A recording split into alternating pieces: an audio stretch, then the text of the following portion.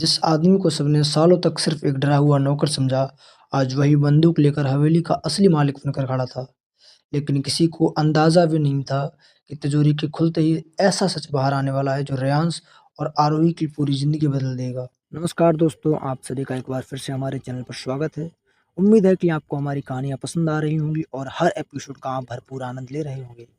अगर आपको यह कहानी अच्छी लगे तो वीडियो को लाइक ज़रूर करें और यदि आप चैनल पर नए हैं तो ऐसी ही शानदार और दिल छू लेने वाली कहानियों के लिए चैनल को सब्सक्राइब करना ना भूलें। आपका प्यार और सपोर्ट हमें और बेहतर कहानी लाने के लिए प्रेरणा देता है। धन्यवाद। तो चलिए बिना किसी देरी के शुरू करते हैं आज की कहानी। शंभू की बंदूक सीधे रेयांश के सीने पर तनी हुई थी। आरोही की सांसें बुरी तरह कांप रही थीं। उसे लग रहा था जैसे अगले कुछ सेकंड में सब खत्म हो सकता है। रेयांश फिर भी बिल्कुल शांत खड़ा था। उसकी आंखें लगातार शंभू पर टिकी थीं। अगर तुझे लगता है कि बंदूक से तू सब हासिल कर लेगा, उसकी आवाज भारी थी, तो तू बहुत बड़ी गलती कर रहा है। शंभू गुस्से में चीखा, गलती तुम्हारे परिवार ने की थी। उसकी आंखों में आंसू आ गए। मेरे पिता इस हवेली के असली मालिक थे, लेकिन तुम्हारे दादा ने उन्हें धोखा देकर सब छीन लिया। महिंदर की सांस अटक गई, क्योंकि शायद वो सच पहले से जानता था। आरूही धीरे से रेयांश के पास आ गई। उसने डरते हुए उसका हाथ पकड़ लिया, लेकिन तभी शंभू की नज़र अचानक आरोही के गले में पड़े पुराने लॉकेट पर गई, और अगले ही पल उसका चेहरा बदल गया। उसकी आंखें फैल गईं। ये लॉकेट! उसकी आवाज़ कांप गई। आरोही घबरा गई। क्या हुआ? शंभू धीरे धीरे उसके करीब आया।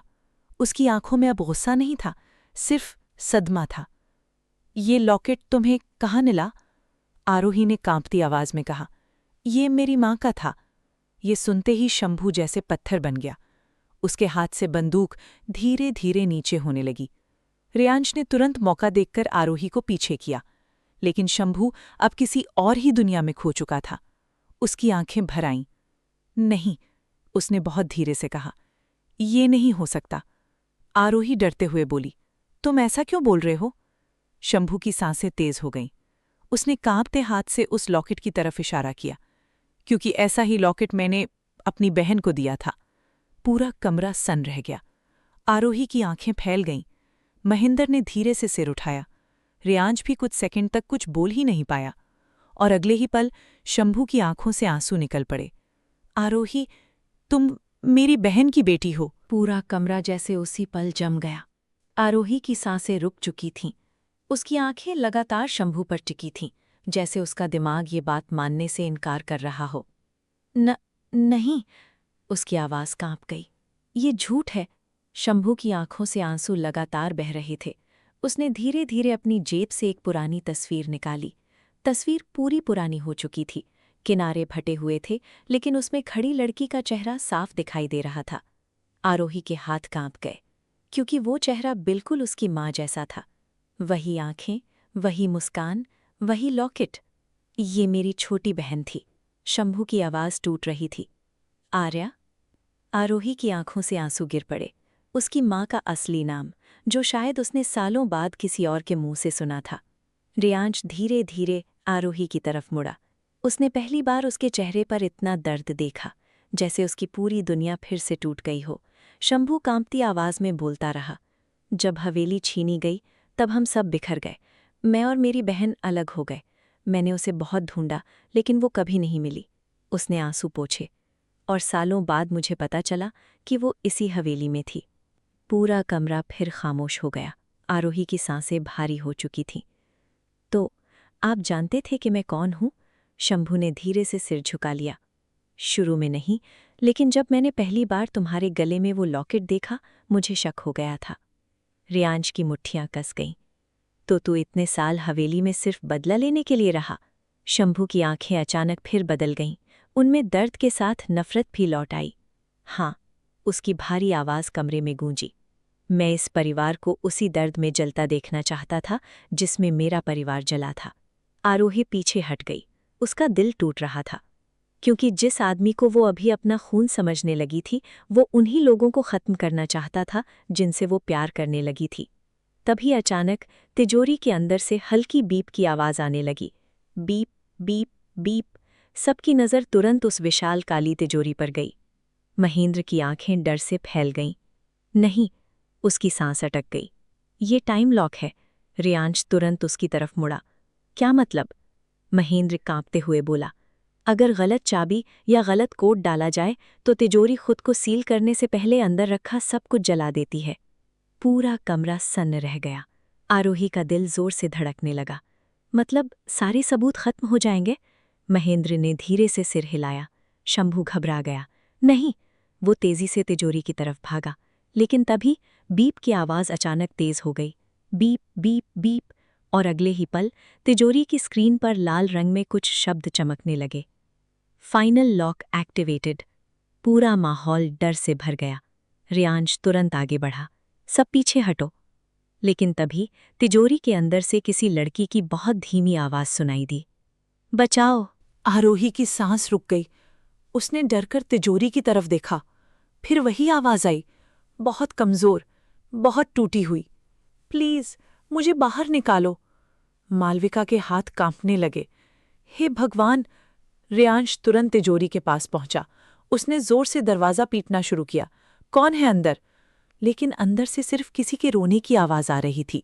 आरोही का दिल बहुत जोर से धड़क रहा था, क्योंकि वो आवाज उसे अजीब तरह से जानी पहचानी लग रही थी। शंभू घबराकर स्क्रीन देखने लगा।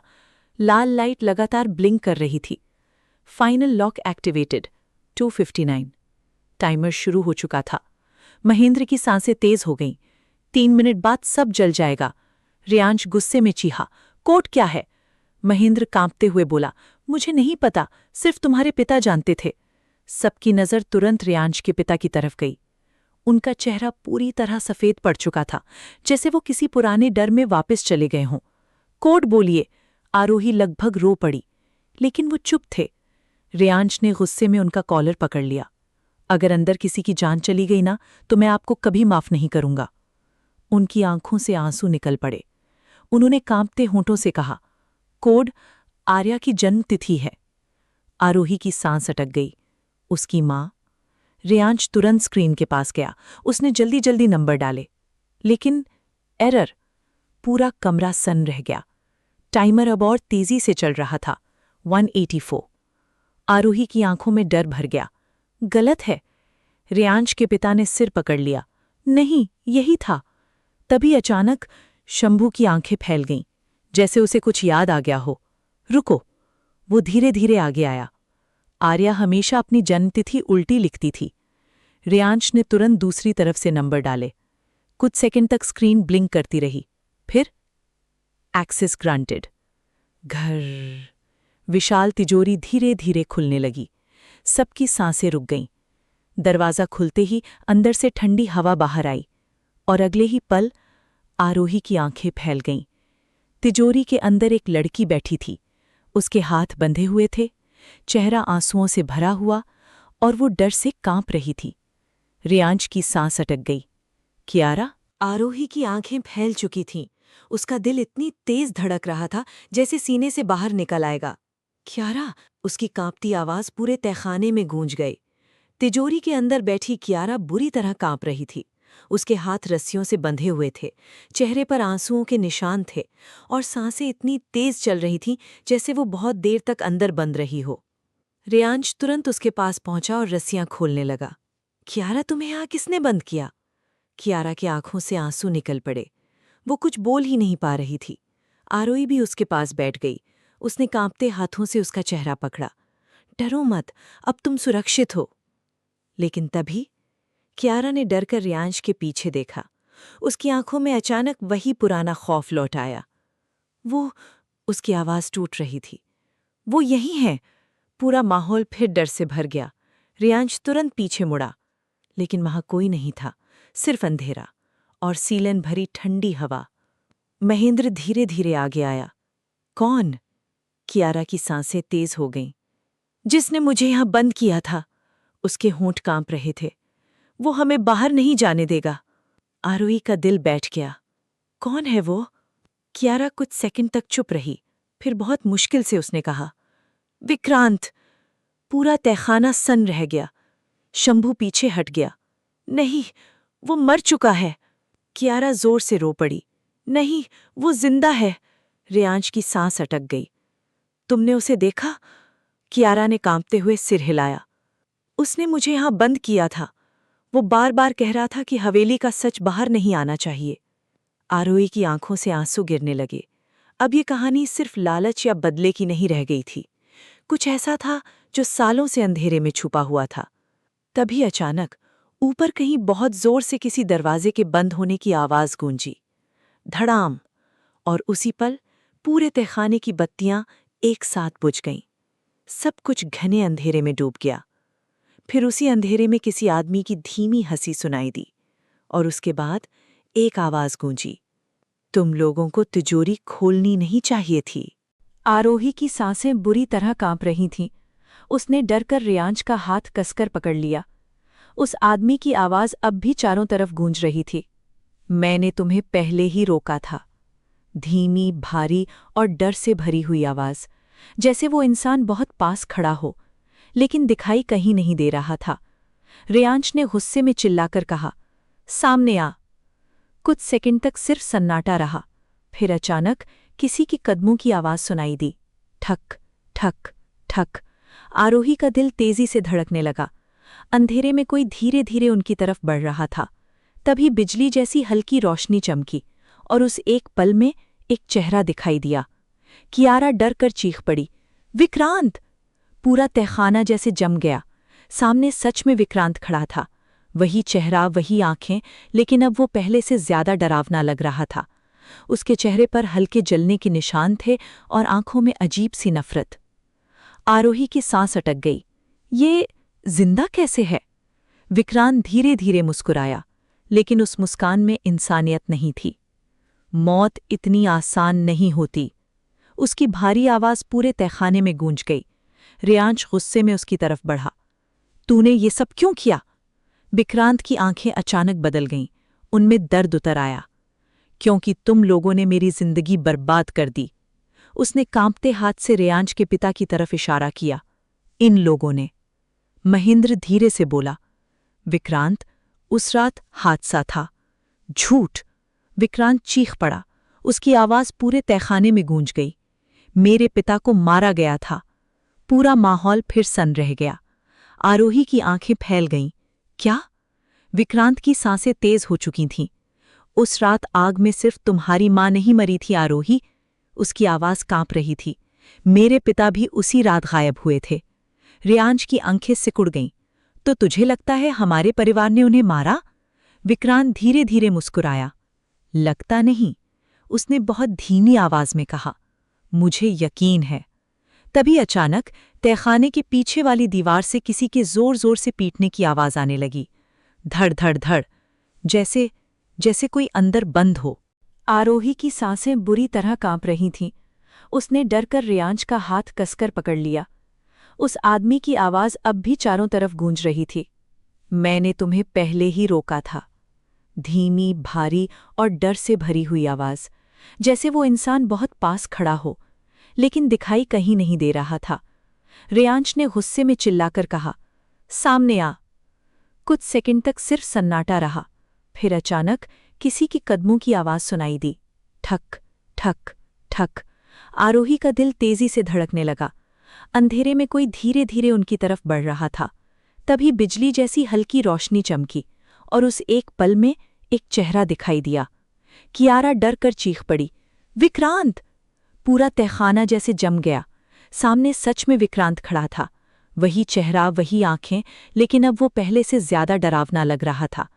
उसके चेहरे पर हल्के जलने के निशान थे और आंखों में अजीब सी नफरत। आरोही की सांस अटक गई। ये जिंदा कैसे है? विक्रांत धीरे धीरे मुस्कुराया, लेकिन उस मुस्कान में इंसानियत नहीं थी। मौत इतनी आसान नहीं होती। उसकी भारी आवाज पूरे तहखाने में गूंज गई। रेयांश गुस्से में उसकी तरफ बढ़ा। तूने ये सब क्यों किया? विक्रांत की आंखें अचानक बदल गईं। उनमें दर्द उतर आया। क्योंकि तुम लोगों ने मेरी जिंदगी बर्बाद कर दी। उसने कांपते हाथ से रेयांश के पिता की तरफ इशारा किया। इन लोगों ने। महेंद्र धीरे से बोला, विक्रांत, उस रात हादसा था। झूठ! विक्रांत चीख पड़ा। उसकी आवाज पूरे तहखाने में गूंज गई। मेरे पिता को मारा गया था। पूरा माहौल फिर सन रह गया। आरोही की आंखें फैल गईं। क्या? विक्रांत की सांसें तेज हो चुकी थीं। उस रात आग में सिर्फ तुम्हारी मां नहीं मरी थी आरोही, उसकी आवाज कांप रही थी। मेरे पिता भी उसी रात गायब हुए थे। रियांश की आंखें सिकुड़ गईं। तो तुझे लगता है हमारे परिवार ने उन्हें मारा? विक्रांत धीरे धीरे मुस्कुराया। लगता नहीं, उसने बहुत धीमी आवाज में कहा। मुझे यकीन है। तभी अचानक तहखाने के पीछे वाली दीवार से किसी के जोर जोर से पीटने की आवाज आने लगी। धड़ धड़ धड़, जैसे जैसे कोई अंदर बंद हो। धड़ धड़ धड़, पूरा तहखाना उस आवाज से कांप उठा। आरोही दौड़कर पीछे हट गई। उसकी सांसें तेजी से चल रही थीं। आवाज लगातार उसी दीवार के पीछे से आ रही थी, जैसे सच में कोई अंदर बंद हो और बाहर निकलने की कोशिश कर रहा हो। रियांश ने तुरंत टॉर्च उठाई और दीवार की तरफ बढ़ा। विक्रांत कुछ पल के लिए चुप हो गया। उसकी आंखों में अचानक घबराहट उतर आई। नहीं, उसने तेज आवाज में कहा, उस तरफ कोई नहीं जाएगा। रियांश रुकने वाला नहीं था। आखिर वहां क्या छुपा रखा है तूने? विक्रांत की सांसें भारी हो चुकी थीं। उसके चेहरे पर पहली बार डर दिखाई दे रहा था। आरोही का दिल और जोर से धड़कने लगा, क्योंकि उसे एहसास हो रहा था दीवार के पीछे जो भी है वही इस पूरी कहानी का सबसे बड़ा सच है। धड़ धड़ धड़, आवाज अब और तेज हो चुकी थी। कियारा कांपती आवाज में बोली, कोई मदद मांग रहा है। महेंद्र धीरे धीरे पीछे हटने लगे, जैसे उन्हें पहले से पता हो कि उस दीवार के पीछे क्या है। रियांश ने ये नोटिस कर लिया। उसकी आंखें तुरंत उन पर टिक गईं। आप कुछ जानते हैं? महेंद्र की आंखों में डर भर गया। रियांश, उनकी आवाज कांप रही थी, उस दीवार को मत खोलो। पूरा तहखाना एकदम शांत हो गया। आरोही ने हैरानी से पूछा, क्यों? महेंद्र ने कांपते होठों से कहा, क्योंकि उस कमरे को तुम्हारे दादा ने सालों पहले बंद करवाया था। रियांश की सांस अटक गई। लेकिन अंदर कौन है? महेंद्र ने जवाब देने से पहले आंखें बंद कर लीं, जैसे वो सच बोलने से भी डर रहे हों।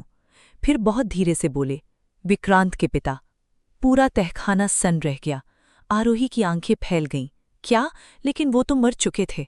विक्रांत की आंखों से आंसू निकल पड़े। उसने चीखते हुए कहा, नहीं, उन्हें मारा नहीं गया था। उसकी आवाज टूट गई। उन्हें जिंदा दीवार के पीछे बंद कर दिया गया था। आरोही के पैरों तले जमीन खिसक गई। रियांश पीछे हट गया। उसका दिमाग सुन पड़ चुका था। इतने साल कोई इंसान उस दीवार के पीछे बंद रहा। तभी अंदर से फिर आवाज आई, इस बार बहुत कमजोर, पा नी। आरोही की आंखों से आंसू निकल पड़े। हे भगवान! रियांश ने बिना एक पल गवाए पास पड़ा लोहे का सरिया उठाया। महेंद्र तुरंत चीख पड़े, नहीं रियांश! लेकिन अब बहुत देर हो चुकी थी। रियांश ने पूरी ताकत से दीवार पर वार किया। धड़ाम! दीवार का एक हिस्सा टूटकर नीचे गिर पड़ा और अगले ही पल अंदर से बदबूदार ठंडी हवा बाहर आई। टॉर्च की रोशनी धीरे धीरे उस अंधेरे कमरे के अंदर गई। फिर आरोही की चीख निकल गई। आरोही की चीख पूरे तहखाने में गूंज उठी। टॉर्च की हल्की रोशनी जैसे ही उस अंधेरे कमरे के अंदर पहुंची, सबकी सांसें रुक गईं। अंदर जमीन पर एक बूढ़ा आदमी पड़ा था। उसका शरीर बहुत कमजोर हो चुका था। लंबे सफ़ेद बाल, चेहरे पर बड़ी हुई दाढ़ी, हाथों में पुरानी जंग लगी जंजीरें और आंखें, ऐसी जैसे सालों से रोशनी ही न देखी हो। कमरे में सीलन और सड़ी हुई हवा की बदबू भरी हुई थी। दीवारों पर नाखूनों के गहरे निशान बने थे, जैसे उस आदमी ने सालों तक बाहर निकलने की कोशिश की हो। आरोही की आंखों से आंसू निकल पड़े। उसका दिल बुरी तरह कांप रहा था। हे भगवान! विक्रांत वहीं घुटनों के बल बैठ गया। उसके होंठ कांप रहे थे। पापा! उसकी टूटी हुई आवाज सुनते ही बूढ़े आदमी ने धीरे धीरे आंखें खोलीं।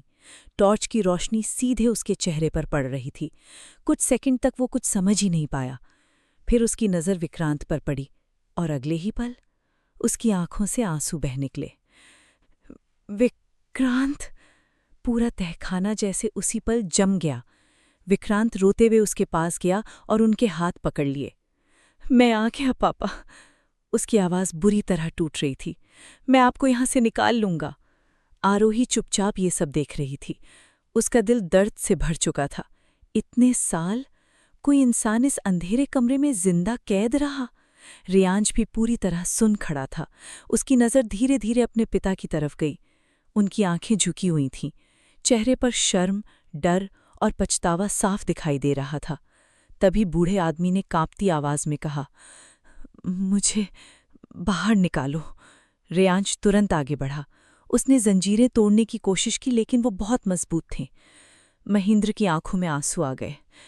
ये सब बहुत गलत हुआ। विक्रांत अचानक गुस्से में खड़ा हो गया। उसकी आंखें लाल हो चुकी थीं। गलत? वो चीख पड़ा। मेरे पिता को जानवरों की तरह यहाँ बंद किया गया और तुम इसे सिर्फ गलत कह रहे हो? पूरा तहखाना फिर खामोश हो गया। रेयांश के पिता कांपते हुए आगे आए। उनकी आवाज बहुत धीमी थी। मैंने उन्हें मारना नहीं चाहा था। विक्रांत गुस्से में हंस पड़ा।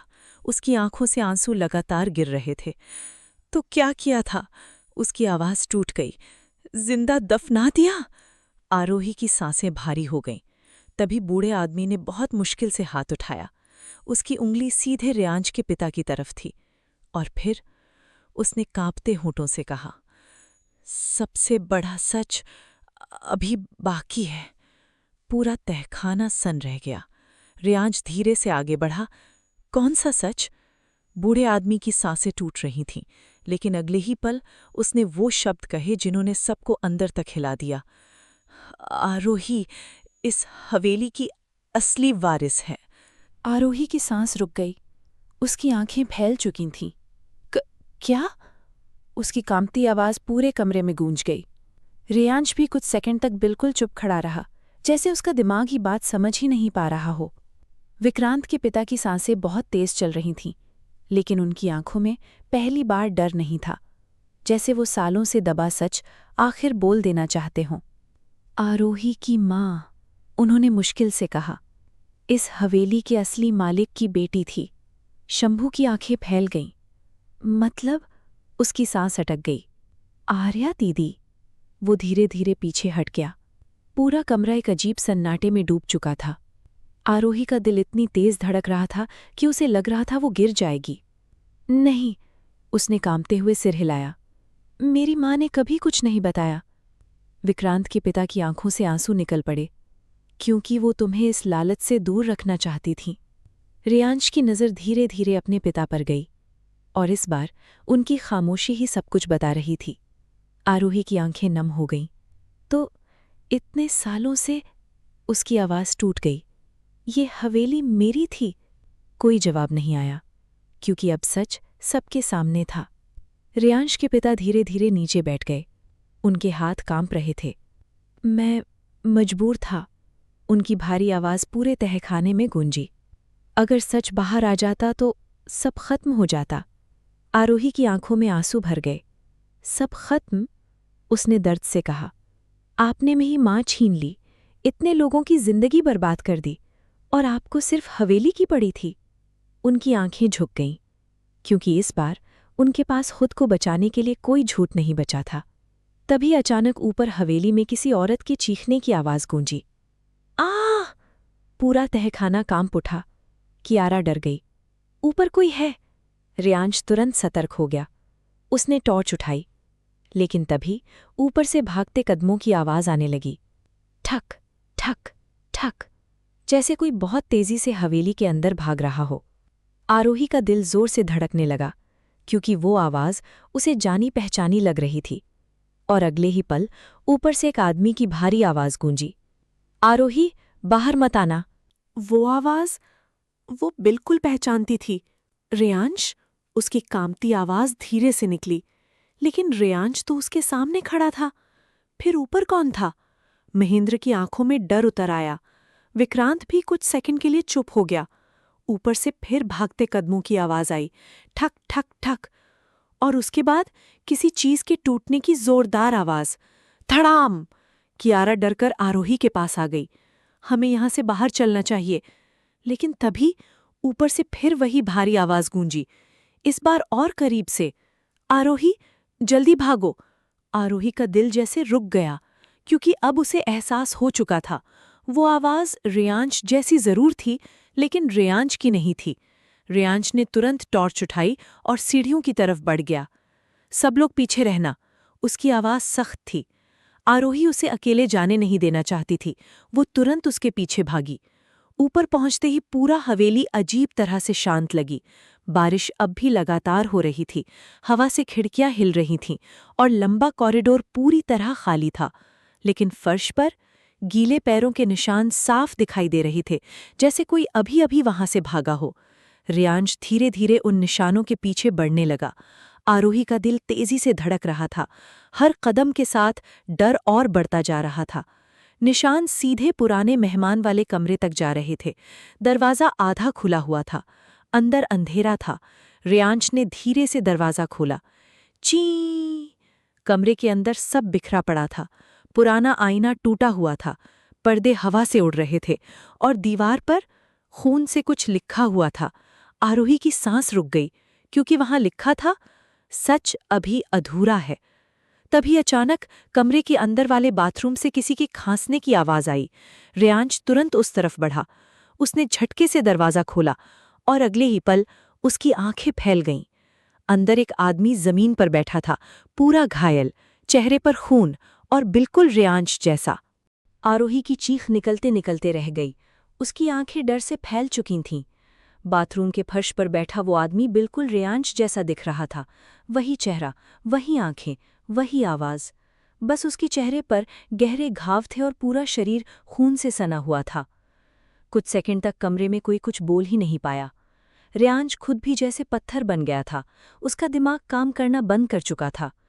ये, उसकी आवाज धीमी पड़ गई। ये कौन है? फर्श पर बैठा आदमी दर्द से कराह रहा था। उसकी सांसें बहुत तेज चल रही थीं। आरोही धीरे धीरे पीछे हट गई। उसका दिल बुरी तरह कांप रहा था, क्योंकि उसे लग रहा था जैसे वो कोई इंसान नहीं, बल्कि अतीत का कोई डरावना सच देख रही हो। तभी उस आदमी ने मुश्किल से सिर उठाया। उसकी नज़र सीधे रियांश पर पड़ी और अगले ही पल उसकी आंखों से आंसू निकल पड़े। तुम? उसकी टूटी हुई आवाज़ सुनकर रियांश की सांस अटक गई। तुम जिंदा हो? पूरा कमरा फिर सन रह गया। आरोही कांपती आवाज़ में बोली, तुम कौन हो? वो आदमी कुछ सेकंड तक सिर्फ रियांश को देखता रहा, फिर बहुत मुश्किल से बोला, मैं। उसकी सांस टूट गई। रेहान। रियांश की आंखें फैल गईं। उसके हाथ धीरे धीरे कांपने लगे, क्योंकि ये नाम उसने पहले भी सुना था, बहुत साल पहले। एक ऐसा नाम जिसका इस हवेली में कभी दोबारा जिक्र नहीं हुआ। महेंद्र जो पीछे खड़े थे, उनके हाथ से टॉर्च लगभग गिर गई। नहीं, उनकी आवाज़ कांप गई। ये नहीं हो सकता। आरोही ने तुरंत पूछा, कौन है ये? महेंद्र की आंखों में डर भर चुका था। उन्होंने कांपते होठों से कहा, रियांश का जुड़वा भाई। पूरी हवेली जैसे उसी पल शांत हो गई।